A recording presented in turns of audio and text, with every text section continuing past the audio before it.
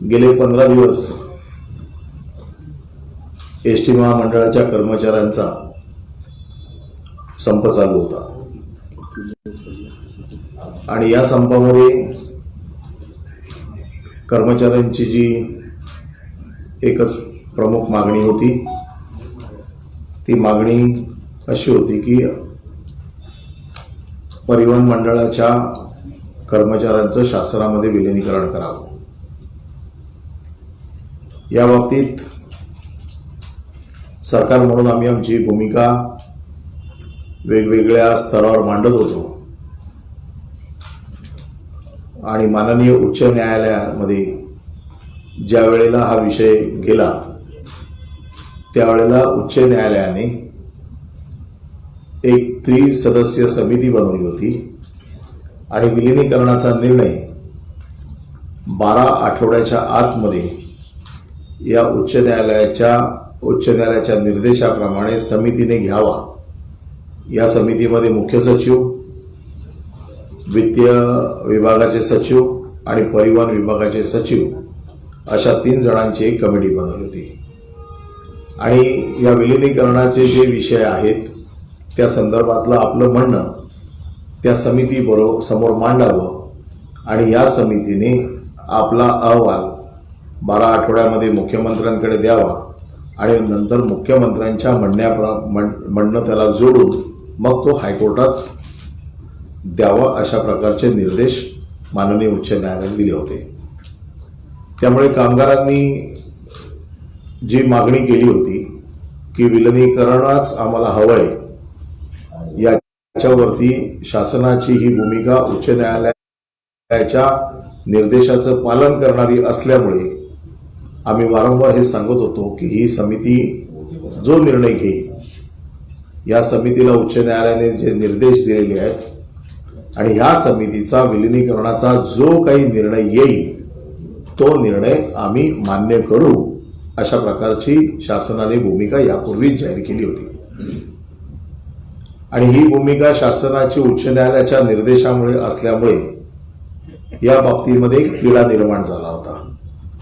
कामगारांचं म्हणणं होतं विलीनीकरण करावं, आमचं म्हणणं होतं की समितीच्या समोर विषय असल्यामुळे या बाबतीत राज्य सरकार निर्णय घेऊ शकत नाही।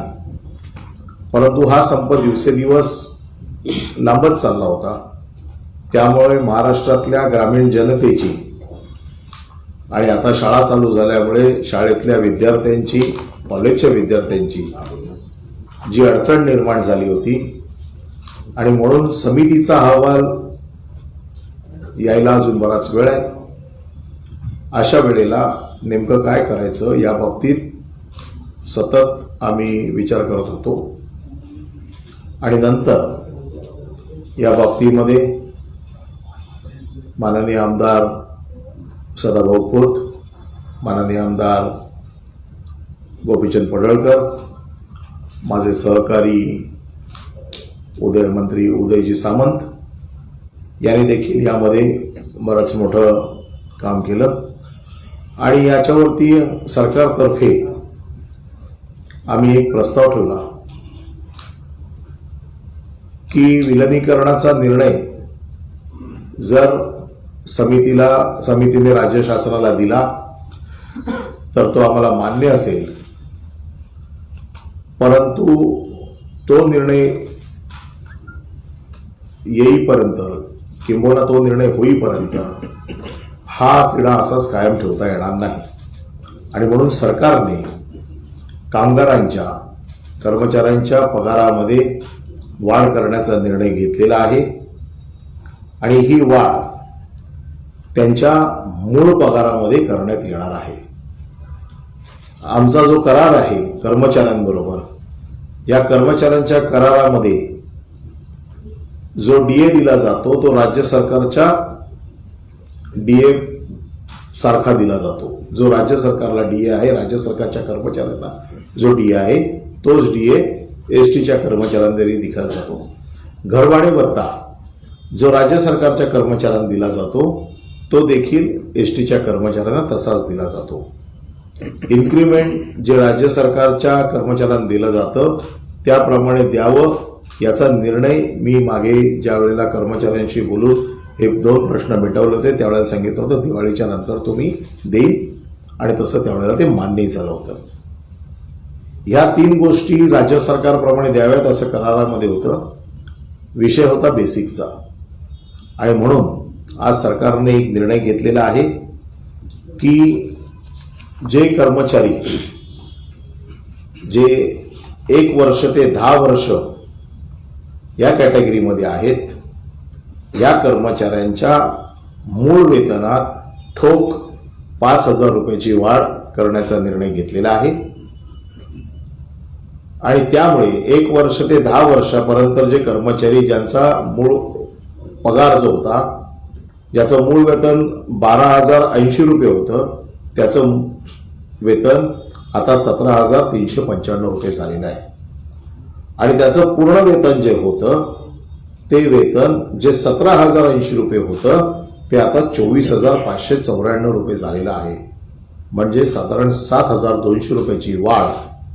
ही वाढ आज आम्ही पहिल्या कॅटेगरीमधले जे होते, ज्यांना सर्वसाधारण आमच्याकडे जी काही कामगारांची मानसिकता होती किंवा जी माहिती होती की या गटामध्ये फार कमी प्रमाणात त्यांची पगार आहेत आणि त्यांचा जो आक्रोश दिसत होता आणि म्हणून यांच्या पगारामध्ये फार मोठ्या प्रमाणात वाढ करण्यात आलेली आहे. जवळजवळ 41% ही वाढ आहे. आणि मला असं वाटतं की ही जी वाढ आहे ही आतापर्यंतच्या एसटीच्या इतिहासामधली सगळ्यात मोठी वाढ आहे. यानंतर 10 ते 20 वर्षापर्यंत जे कर्मचारी आहेत यांच्या मूळ वेतनात आम्ही 4,000 रुपयाची वाढ केलेली आहे. त्यामुळे ज्यांचा पगार 16,000 रुपये होता, त्यांचा पगार 16,000 रुपये ज्यांचं मूळ वेतन होतं, त्यांचा पगार मूळ वेतनाचा 23,040 झालेला आहे. आणि वाढ दिल्याच्या नंतर त्यांचा पगार आज 28,800 रुपये झालेला आहे. 20 वर्ष आणि त्याहून अधिक अशा लोकांचा जो पगार होता त्याच्यामध्ये आम्ही 2,500 ने वाढ केलेली आहे. म्हणजे ज्यांचा पगार 26,000 रुपये मूळ वेतन होतं आणि त्यांचं स्थूल वेतन 37,440 होतं, त्यांचं वेतन आता 41,040 झालेलं आहे. आणि ज्यांचं वेतन मूळ वेतन 37,000 होतं आणि स्थूल वेतन ज्यांचं 53,280 होतं, यांच्यामध्ये 2,500 रुपयाची वाढ केल्यामुळे त्यांचं मूळ वेतन 39,500 होईल आणि सुधारित वेतन त्यांचं 56,880 होईल. एक गोष्ट याच्यामध्ये होती की आपल्यासमोर सतत मीडियाच्या माध्यमातून की कामगारांचे 2 प्रकार होते की कामगारांचे अतिशय कमी पगार होते याची सतत आपल्यासमोर आली. पण काही कामगारांचे पगार जे चांगले होते या दोघांनाही वाढ दिली गेलेली आहे. परंतु जो काही गेल्या काही दिवसातला कर्मचाऱ्यांच्या भावना आम्ही जो बघत होतो त्या भावनांचा पूर्ण विचार करून त्यांना एक अतिशय चांगल्या पद्धतीने या सगळ्या गोष्टी आम्ही आज शासनातर्फे आज एका त्यांना चांगल्या दर्जाला म्हणा किंवा बाकीच्या राज्यांच्या सगळ्या तुलनेमध्ये आज त्यांना आम्ही नेऊन ठेवलेलं आहे. त्यामुळे ह्या कामगारांनी आज जो काही आमची दिवसभर चर्चा झाली या चर्चेमधनं जे काही सार बाहेर आलं किंवा जो काही आज निर्णय आला शासनाच्या तर्फे तो अशा पद्धतीने आलाय. आणि मला असं वाटतं की एसटीच्या या म्हणजे आम्ही जो अभ्यास केला त्यात सर्वात आतापर्यंत मिळालेली ही चांगली वाढ आहे. यामध्ये दुसरी गोष्ट कामगारांच्या मनात एक सतत होती की आपल्याला माहिती आहे की एसटी गेले 2 वर्ष कोरोनामुळे प्रचंड आर्थिक नुकसानीत होती आणि अशा आर्थिक नुकसानीत देखील राज्य शासनाने एसटीला जवळजवळ 2,700 कोटी रुपयाची मदत ही पगारासाठी केली होती. 2,700 कोटी रुपये राज्य शासनाने पगारासाठी दिले होते. परंतु काही कारणास्तव त्यांचे पगार हे उशिरा होत होते आणि नेमकं ह्या दरम्यान काही कामगारांनी पगार उशिरा मिळतात, सावकाराचं कर्ज आहे किंवा सावकाराचा तगादा आहे, त्याची काही जणांची वीज कापली, अशा वेगवेगळ्या कारणास्तव आत्महत्या केल्या. आणि म्हणून राज्य शासनाने त्यांचा पगार प्रत्येक महिन्याच्या 10 तारखेच्या अगोदर होईल ही हमी घेतलेली आहे. त्यामुळे एसटीच्या कामगारांचा पगार याच्या पुढे कधीही 10 तारखेच्या पुढे होणार नाही अशी हमी आज राज्य शासनाने घेतलेली आहे. या बाबतीमध्ये आज ज्या वेगवेगळ्या चर्चा झाल्या त्या चर्चेमध्ये कामगारांचं उत्पन्न कसं वाढलं पाहिजे म्हणून एक इन्सेंटिव्हची योजना आम्ही आज जाहीर करतोय. आम्ही यावरती निर्णय घेऊ की एसटीचं उत्पन्न वाढलं. वेगवेगळ्या राज्यांमध्ये अशा प्रकारच्या योजना आहेत की एसटीचं उत्पन्न वाढलं तर ते उत्पन्न वाढवण्यासाठी जो ड्रायव्हर कंडक्टर जो असेल ज्याने जास्त पैसे आणले तर त्यांच्या बाबतीत चांगली इन्सेंटिव्ह आम्ही त्याच्या बाबतीमध्ये लागू करू. म्हणजे पगाराबरोबरच एसटीचं उत्पन्न वाढवण्यासाठी देखील कामगारांना प्रोत्साहन मिळेल. आणि म्हणून या बाबतीमध्ये सर्वकष विचार करताना आज एक दुसरी देखील मागणी आली की ज्या कामगारांनी आत्महत्या केलेली आहे या कामगारांच्या आत्महत्येचा सहानुभूतीपूर्वक विचार करावा. कोणीही आत्महत्या करू नये असं आमचं म्हणणं आहे, परंतु दुर्दैवाने ज्यांच्या आत्महत्या झाल्या आहेत त्यांच्या बाबतीत शासन सहानुभूतीपूर्वक विचार करेल. मला असं वाटतं की ज्या गोष्टींसाठी हा संप झाला त्याच्यातली जी प्रामुख्याने जी कारणं होती त्याच्यातली 2 प्रामुख्याने कारणं होती की वेतनवाढ चांगली व्हावी आणि पगाराची हमी आम्हाला मिळावी. मला असं वाटतं शासनाने या दोन्ही गोष्टी मान्य केलेल्या आहेत. आणि याचबरोबर काही गोष्टी अशा होत्या की ज्याच्यामध्ये कामगारांचं कर्मचाऱ्यांचं असं म्हणणं होतं की ह्या जाचक अटी आहेत या नाहक अटी आहेत. त्या बाबतीत एक तर आमच्या आज निदर्शनास आली ती म्हणजे जे कामगार कामावर येतात परंतु कामावर त्यांना ड्युटी नसल्यामुळे त्यांची रजा भरून घेतली जाते, म्हणजे तो कामावर येऊन देखील त्याचा पगार त्या दिवसाचा मिळत नाही. आम्ही आजच्या आज हे मान्य केलंय की याच्यापुढे जो कामगार कामावर हजेरी लावेल त्याला त्या दिवसाचा पगार मिळेल. या व्यतिरिक्त काही जाचक अटींची आज कामगारांनी आम्हाला कल्पना दिली, त्यावरती सविस्तर विचार करून शिस्त राहावी म्हणून अटी तर नक्कीच राहतील, परंतु कोणा निरपराधाला त्याची शिक्षा होणार नाही किंवा जाचक अटींमुळे कोणा निरपराधाला त्रास होणार नाही याची देखील जबाबदारी आम्ही घेतलेली आहे आणि त्या बाबतीत आम्ही संपूर्णपणे विचार करू. मला असं वाटतं की आज गेले कित्येक दिवस हा जो विषय आहे या विषयासाठी संप चालू होता. मी आपल्या माध्यमातून दररोज आवाहन करत होतो की संप मागे घ्यावा. संप मागे घेण्यासाठी प्रत्येक वेळेला माझं आव्हान होतं, मुख्यमंत्र्यांनी देखील आवाहन केलं होतं. आणि ह्या सगळ्या गोष्टी ज्या वेळेला एका स्थितीत आल्या आपल्याला हे सांगायचं आहे की माननीय मुख्यमंत्री माननीय उपमुख्यमंत्री या दोघांनी देखील आम्हाला मार्गदर्शन केलं. त्याचबरोबर माननीय नेते शरदचंद्रजी पवार साहेबांनी देखील आम्हाला याबाबतीत मोठं मार्गदर्शन केलं, कारण त्यांचा एसटीचा अनुभव आम्हाला यासाठी कामाला आला. आणि ह्या तिन्ही नेत्यांनी या सगळ्या आमच्या ज्या गोष्टी ज्या आज आम्ही तुमच्यासमोर ठेवल्या त्या सगळ्याला मान्यता दिली. त्यांच्याशी चर्चा करून आज आम्ही ही घोषणा तुमच्यासमोर ठेवतोय. आणि म्हणून पुन्हा एकदा मी आपल्यामार्फत आणि हे दोन्ही नेते जे माझ्या बाजूला बसलेले आहेत खोतसाहेब पडळकर साहेब यांना मी विनंती करतो की कामगारांनी आपला संप मागे घ्यावा, कारण त्यांची भाषणं करून करून आता कामगारांना देखील ती पाठ झालेली असतील. परंतु या बाबतीत आज आम्ही जशी 2 पावलं पुढे आलो तसे ते देखील 2 पावलं पुढे आले आणि एका चांगल्या वातावरणात आजचा हा जो काय ऐतिहासिक निर्णय झालेला आहे. माझी कामगारांना विनंती आहे की जे कामगार आपल्या गावाकडे आहेत त्यांनी उद्या सकाळी 8 वाजता किंवा त्यांची जी काही नोकरीची वेळ आहे त्यावेळेला हजर व्हावं. जे कामगार मुंबईत आहेत त्यांना मुंबईहून जायला 1 दिवस लागेल, म्हणून त्यांनी परवा कामावरती हजर व्हावं. आणि जे कामगार निलंबित आहेत जे हजर झाल्यावरती त्यांचं ताबडतोब निलंबन रद्द केलं जाईल, परंतु जे हजर होणार नाहीत त्यांच्या बाबतीत शासन कडक कारवाई केल्याशिवाय राहणार नाही. आणि म्हणून पुन्हा एकदा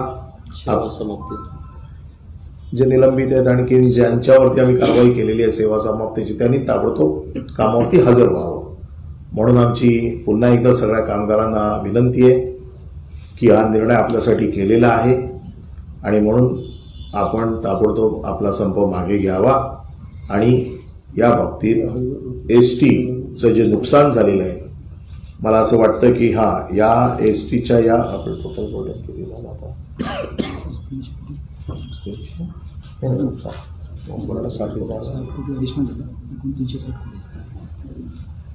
ह्या सगळ्या एकंदर 720 कोटी ह्या एकंदर एसटीवरती एकंदर आम्हाला प्रत्येक महिन्याला 60 कोटीचा अतिरिक्त बोजा आम्हाला याच्यावरती स्वीकारावा लागला. म्हणजे आमचा आत्ता प्रत्येक महिन्याला जवळपास 360 कोटी रुपयाचं आम्ही हे बर्डन पगारासाठी घेतोय. जवळजवळ 750 कोटी रुपये आम्हाला याच्यासाठी अतिरिक्त पैसे मोजावे लागणार आहे. आज एसटी जी गेल्या 2 वर्षात आर्थिक खाईत अडकलेली आहे, तिचं प्रचंड मोठं नुकसान झालं आहे. मी कामगारांना विनंती करतो की हा संप मागे घेऊन आपण सर्वांनी पुन्हा एकदा एसटी मूळ पदावर येण्यासाठी किंवा एसटी रुळावर आणण्यासाठी आपण सगळे प्रयत्न करू, अशी मी या आपल्या सर्व चॅनल्सच्या माध्यमातून, पत्रकारांच्या माध्यमातून आपल्याला विनंती करतो. धन्यवाद.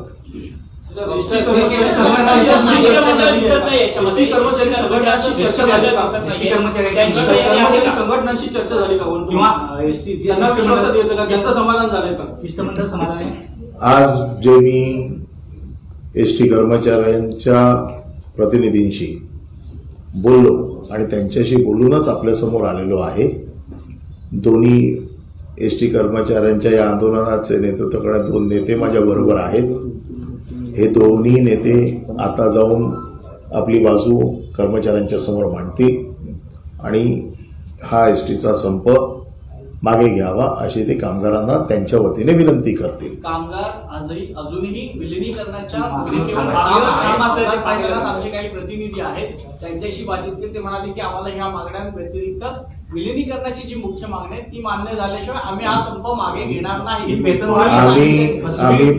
आम्ही पुन्हा एकदा सांगतो, शासनाला जे शक्य आहे ते शासनाने केलेलं आहे. जे आजही शासनाच्या आतापर्यंतच्या या पूर्ण एसटीच्या कारकिर्दीमध्ये जास्तीत जास्त देण्याचा प्रयत्न केलेला आहे. पूर्णपणे आर्थिक नुकसानीत असताना देखील अशा प्रकारचा निर्णय केलेला आहे. विलिनीकरणाच्या भूमिकेवरती शासनाने आपली भूमिका पहिल्या दिवशीपासून मांडलेली आहे की जोपर्यंत कमिटीचा निर्णय येत नाही, याच्या बाबतीतला हायकोर्टाने आदेश दिलेले विलिनीकरणाच्या बाबतीमध्ये एक समिती तयार केलेली आहे. त्यामुळे शासन विलिनीकरणाचा निर्णय घेणार नाही. विलिनीकरणाचा निर्णय त्या समितीने घ्यायचा आहे आणि समिती जो निर्णय घेईल तो शासनाला मंजूर असेल. या बाबतीमध्ये जो उशीर होतोय, कारण आजही 12 आठवड्यांची त्यांना वेळ आहे, 12 आठवडे हा संप चालू नये म्हणून शासनाची ही भूमिका आहे, म्हणून शासनाने उचललेलं हे पाऊल आहे. याला कामगारांनी प्रतिसाद द्यावा अशी मी विनंती करतो. अन्यथा आम्हाला ह्या बाबतीमध्ये एसटीचं अजून जास्त नुकसान हे आम्हालाही, सरकारला देखील परवडणार नाही आणि कामगारांना देखील परवडणार नाही. आणि म्हणून मी पुन्हा एकदा विनंती करतो की कामगारांनी आपली जर अशी ठाम भूमिका ठेवली तर त्याच्या बाबतीमध्ये सरकारने आपलं म्हणणं अतिशय स्पष्टपणे मांडलेलं आहे. या बाबतीत कामगार नेते जे आहेत ते जाऊन निर्णय घेतील, परंतु आम्ही आमची भूमिका मांडलेली आहे.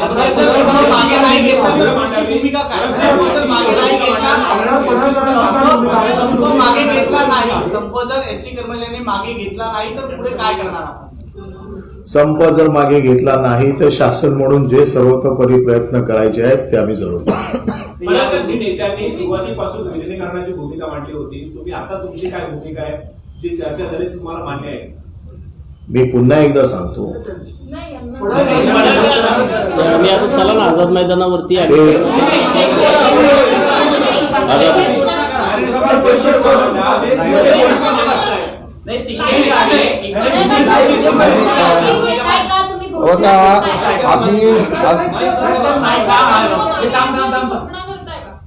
माईक सरकवायला लागतील सर.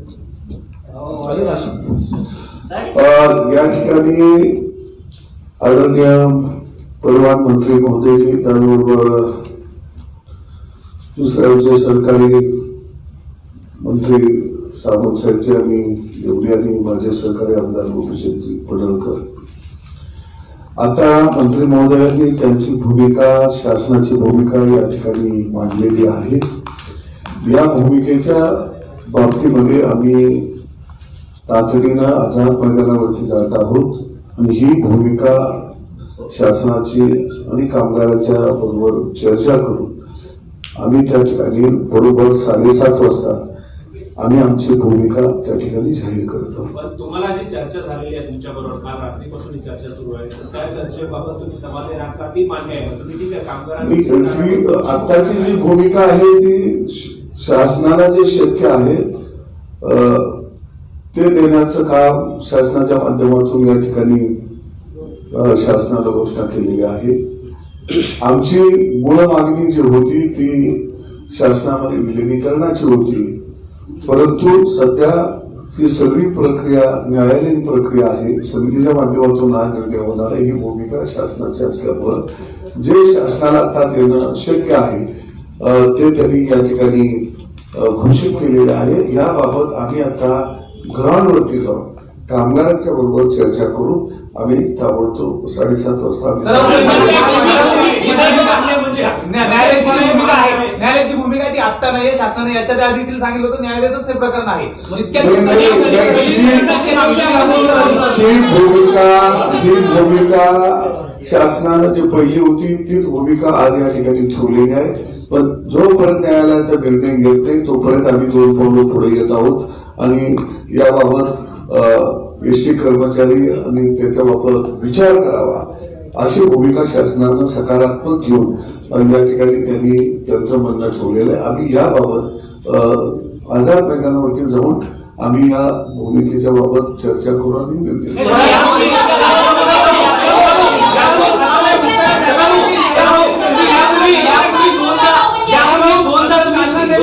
दोनदा तुम्ही अशाच प्रकारची भूमिका घेऊन आझाद मैदानात गेला होता, परंतु कर्मचाऱ्यांनी तुमचं ऐकलं नव्हतं. आता कर्मचारी तुमचं ऐकणार आहे का? आणि त्यातही त्याच्यासाठी शिष्टमंडळ देखील 2 यापूर्वी आमच्या 3 चर्चा झाल्या. त्यावेळी जी त्यांना वेतनवाढीच्या संदर्भामध्ये अशा पद्धतीच्या चर्चा झालेल्या नव्हत्या. ज्या नव्यानं आज प्रस्ताव शासनाकडून त्या ठिकाणी मांडण्यात आला, जाहीर करण्यात आला. अगोदर आमच्या ज्या चर्चा झाल्या त्या सगळ्या विलिनीकरणावरतीच झालेल्या. तुम्ही जसं म्हणता वेतन वाढ झाली आहे, घोषणा झाली आहे, तर आता आंदोलकांनी मागे घ्यावं काय आंदोलन? आता आम्ही आझाद मैदानावर जे आंदोलक बसलेले आहेत त्यांच्याबरोबर जाऊन आम्ही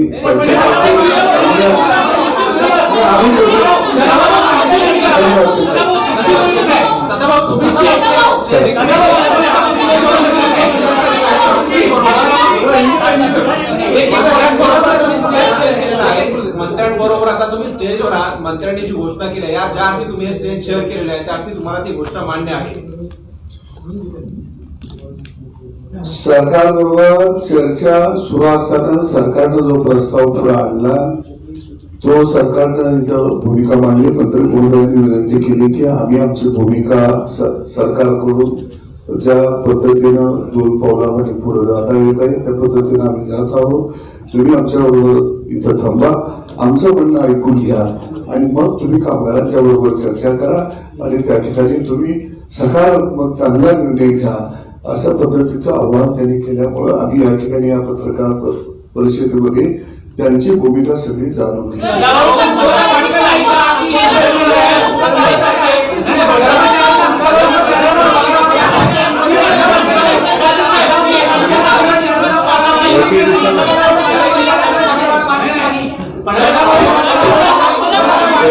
एकच मिनिट जरा एक विचार पडळकर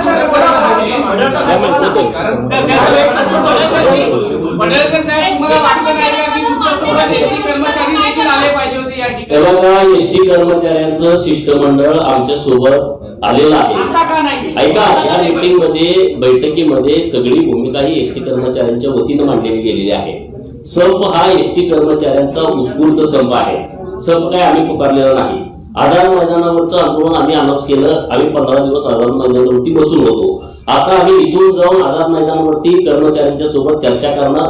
कारण 3 बैठका सरकारबरोबर आमच्या जेव्हा झाल्या, पहिल्या बैठकीमध्ये विलिनीकरण याशिवाय आमचा दुसरा कुठला विषय झाला नाही. दुसऱ्या बैठकीमध्ये सुद्धा विलिनीकरणाशिवाय आमचा कुठला विषय झाला नाही.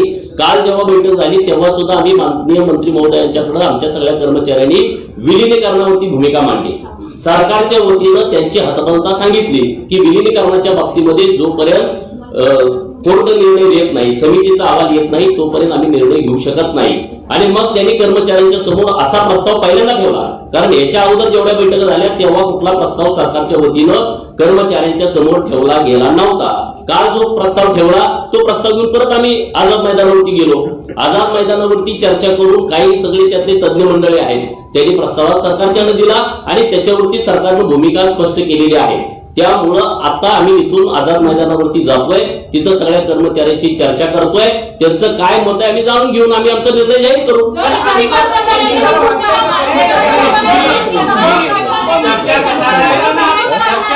कर्मचाऱ्यांना संप मागे तेव्हा का कर्मचाऱ्यांशी बोलल्याशिवाय आम्ही काही बोलणार नाही. अर्ध्या तासाची तुम्ही वाट बघा. 7:30 आम्ही तिथं बोलूया. ठीक आहे, भूमिका आम्ही तिथं स्पष्ट करू. तिथं आता इथं स्पष्ट करावी असं काही नाही. आम्ही त्यांच्याशी स्पष्ट करू.